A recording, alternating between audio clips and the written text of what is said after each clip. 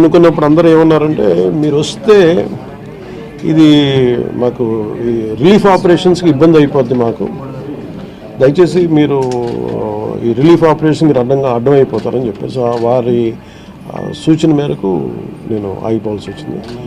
ఇప్పుడు కూడా ఒకసారి వాళ్ళ నిర్ణయం తీసుకొని వాళ్ళు టేక్ ఎక్కాలి, వెళ్తే అది సహాయపడాలి కానీ మళ్ళీ ఇంకొక కేయాటిక్ మీకు తెలుసు కదా, అందుకని దాన్ని దృష్టిలో పెట్టుకుని కొంచెం చట్టపాయిస్తున్నాను అంతే విషయం లేదు. కొంచెం ఇబ్బంది లేదంటే ముందు మెయిన్ అధికారులు పాపం గత 72 గంటల నుంచి వాళ్ళు నలిగిపోతాను నిద్రాహారాలు లేకుండా. సో వాళ్ళని దృష్టిలో పెట్టుకొని మళ్ళీ నేను వెళ్ళి సహాయపడాలి కానీ మళ్ళీ అది అదనపు బరువు అయితే మళ్ళీ రెస్క్యూ ఆపరేషన్స్ ఇబ్బంది కలగకూడదని చెప్పి నేను దాన్ని దృష్టిలో పెట్టుకొని నేను స్వయంగా నేను పర్యవేక్షిస్తున్నాను.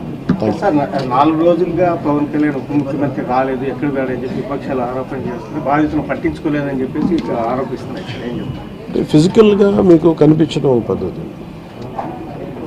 అంటే వాళ్ళు ఏమనుకుంటారు, నేను బోట్ వేసుకొని రెస్క్యూ చేయడం కుదరదు కదా, ఆ బాధ్యతలు లేకుండా ఎందుకుంటాను. అది ఏంటంటే అనాలి కాబట్టి అంటే తప్ప ఎంటైర్ మీరు చూస్తే మా పిఆర్ మెషినరీ, మన పిఆర్ పంచాయతీరాజ్ మెషినరీ మొత్తం ఎంటైర్ వర్క్ చేస్తూ ఉన్నాం మా సైడ్ నుంచి. అంటే అట్లా కదా సార్, ధైర్యం చెప్పడానికి కూడా రాలేదని చెప్పేసి వాళ్ళు ఆరోపణ చేస్తున్నారు కదా మీ నుంచి. అది నేను అట్లా అనుకోవట్లేదు. అంటే ఏమైపోతుంది, ధైర్యం చెప్పడానికి వెళ్ళి ఒక్కసారి మీద పడ్డారు అనుకోండి, పరిస్థితులు ఎలా ఉంటాయంటే నేను మొన్న పింఛన్ ర్యాంప్ దీనికి వెళ్ళాను, నేను వెళ్ళి సహాయ కార్యక్రమం అంటే నేను ఒక ప్రత్యేకమైన పరిస్థితిలో ఉంటాను, అది మీరు అర్థం చేసుకోవాలి. ఇప్పుడు నేను వెళ్ళి కూర్చుంటే వెళ్ళిపోదని రెస్క్యూ ఆపరేషన్స్కి ఇబ్బంది కలగకూడదన్న ఒకటే నన్ను ఆ సూచన ఒకటి నన్ను ఆపేదాను, అంతమించి వేరే అవ్వలేదు.